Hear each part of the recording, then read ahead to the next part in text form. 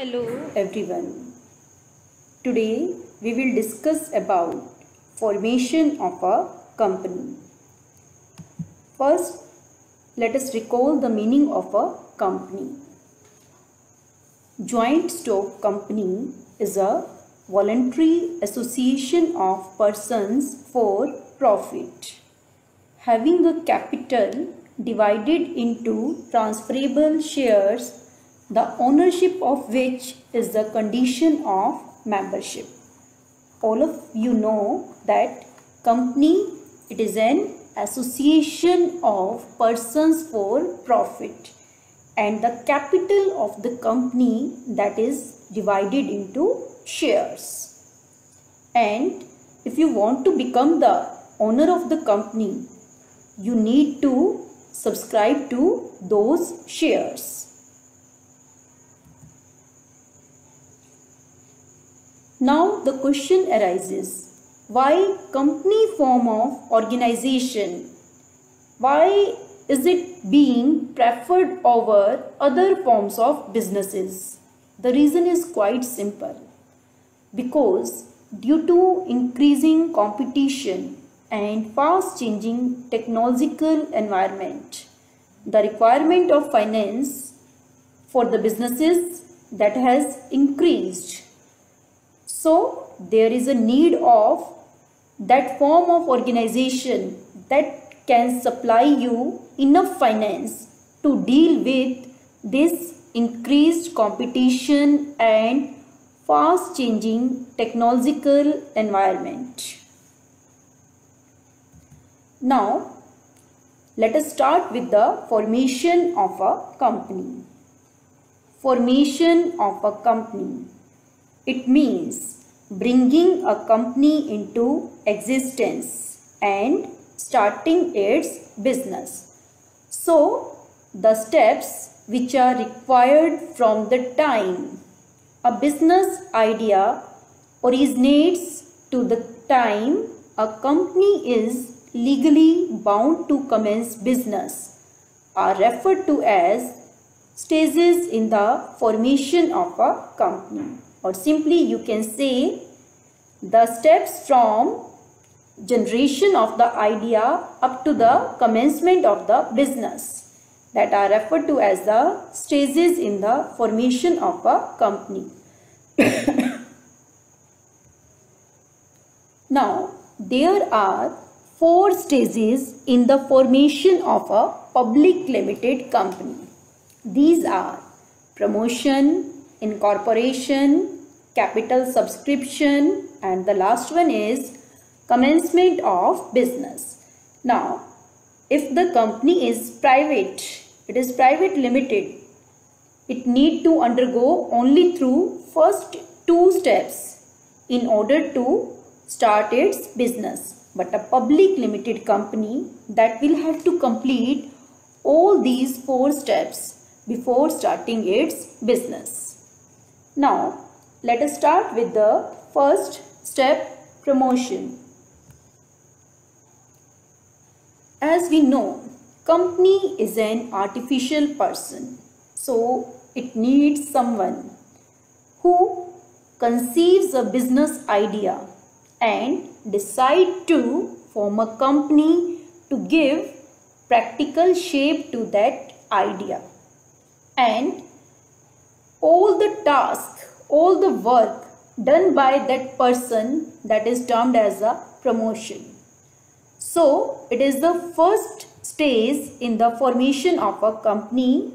It involves conceiving a business opportunity and taking an initiative to form a company. And who is the promoter? It can be any person or group of persons, or it can be a company who conceives this business idea and does all the preliminary work to give practical shape to this idea. Now, what are the functions performed by a promoter, or what are the steps in the promotion stage? Our first step will be First, you will identify opportunity. You will identify business idea. Like you may identify the opportunity of manufacturing a new product or providing a new service or starting a different channel of distribution. Now, you will have to find out whether the idea is feasible or no, whether it can be practically implemented or no. Feasibility studies, it include technical, financial and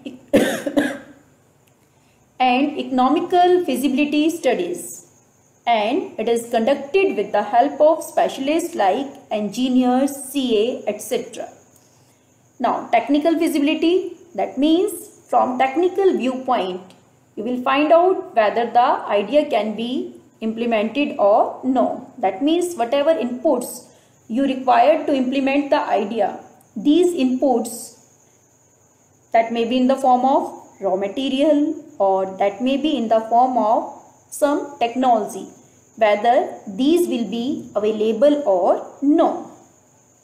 Secondly, financial feasibility, that means whether you will be able to arrange the finance required to give practical shape to your idea, whether your idea is financially feasible or no, whether you will be able to arrange the necessary finance.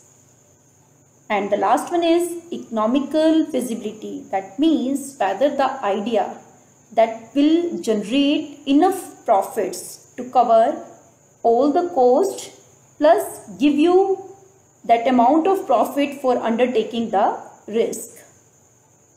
So basically feasibility studies, it is conducted to find whether idea can be converted into real projects.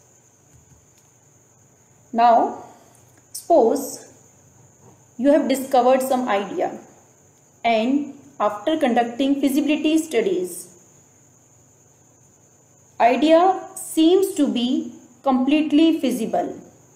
Now you will think of a name for the proposed company and submit that name to the Registrar of Companies of the state for its approval. And while deciding about the name, you must remember, it must not be similar to that of any other existing company. Secondly, it should end with private limited in case of private company and limited or public limited in case of a public company. Third, the name should not be misleading.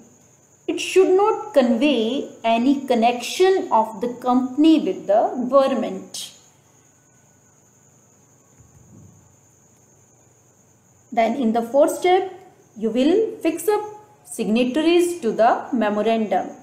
You will make contracts with the persons who will act as the signatories to the memorandum of association, and these signatories in future, they will be the first directors of the company. Then you will appoint the necessary professionals like merchant bankers, auditors, that will help you in preparation of necessary documents to be submitted with the ROC.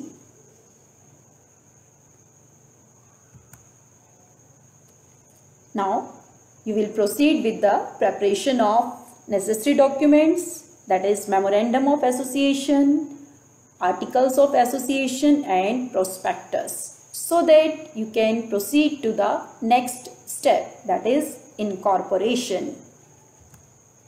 So these are the different steps in the promotion. First, you will identify idea, then you will check whether it is feasible or no. You will get the name approved from Registrar of Companies and fix up the persons who will act as a signatories. Then you will appoint the professionals who will help you in preparation of necessary documents which will be required for the registration of the company. Now let us come to the second stage.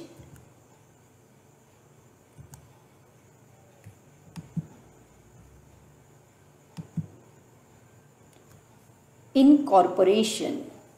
Incorporation means registration of the company as a body corporate under the Indian Companies Act 2013 and receiving certificate of incorporation. Now, first you will have to apply to the registrar of the companies for the incorporation of the proposed company. Then your application that must be accompanied by the following documents: Memorandum of Association, Articles of Association, Statement of Registered Capital or the Authorized Capital, written consent of the proposed directors to act as directors and to buy qualification shares, notice of the address of the registered office, copy of the registrar's letter approving the name of the company, and statutory declaration that you have completed all the legal formalities for the registration.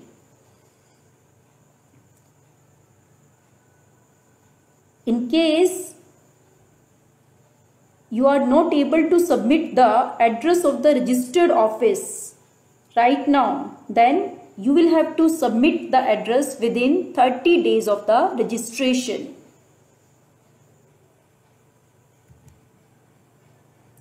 Third, payment of registration fees. Now you will pay the necessary registration fees that depends on the amount of your authorized capital. In the next days, the registrar will verify all the documents, and if all the documents are valid, then he will enter the name of the company in his register. That means your company will be registered. And at last, he will issue you a certificate of incorporation. That means birth certificate of the company. And now, after getting this certificate, the company has become a separate legal entity. Now it has got the ability to own property, to sue and be sued, and it can enjoy perpetual succession. That means it has become altogether a separate legal entity. It has got a separate existence in the eyes of law. Now, a private company can commence business after getting this certificate, but the public limited companies, they need to undergo through 2 more stages. Third one is capital subscription stage. Under this stage, the company will obtain the necessary capital for carrying on its activities. A public company can raise funds from the public by issuing shares and debentures. Now, in this stage, a company has to complete all these steps. First, it has to get approval from SEBI. SEBI, Securities and Exchange Board of India. It regulates all the issues of securities by all the companies. Second, filing of prospectus. Prospectus, that means the invitation through which you will invite the public to subscribe to the shares and debentures of the company. A copy of the prospectus that is to be filed with the registrar of the companies. Then you will make appointment of bankers, brokers and underwriters to look after the task of issue of shares. Then you will invite the public and will check whether the minimum subscription, that means 90% of the issue, has been subscribed by the public or no.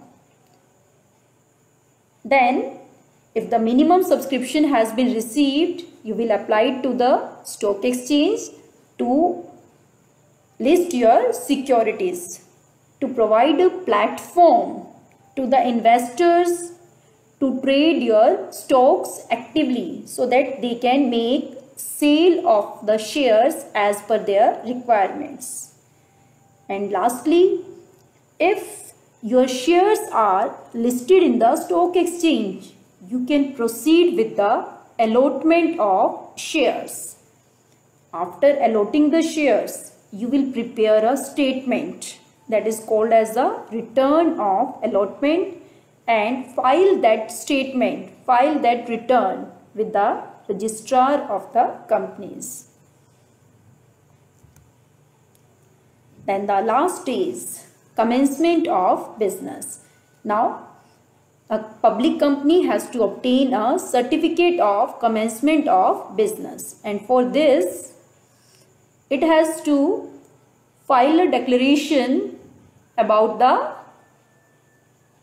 meeting of minimum subscription, then a declaration that all the directors have paid in cash the amount due in respect of qualification shares, a declaration that no amount is pending to be refunded to the applicants, and last, statutory declaration that all the requirements have been complied with and same must be signed by a director or the secretary of the company. And if the registrar is satisfied with the authenticity of the documents, then he will issue you a certificate. If the registrar is satisfied with the authenticity of the documents, he will issue you a certificate for the commencement of the business. This is how you can form a company. So the major steps will be promotion. Number 2, it will be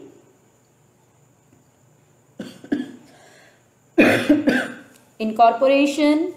Number 3, it will be capital subscription, and last it will be commencement of business. That's all for today. Thank you. Have a good day.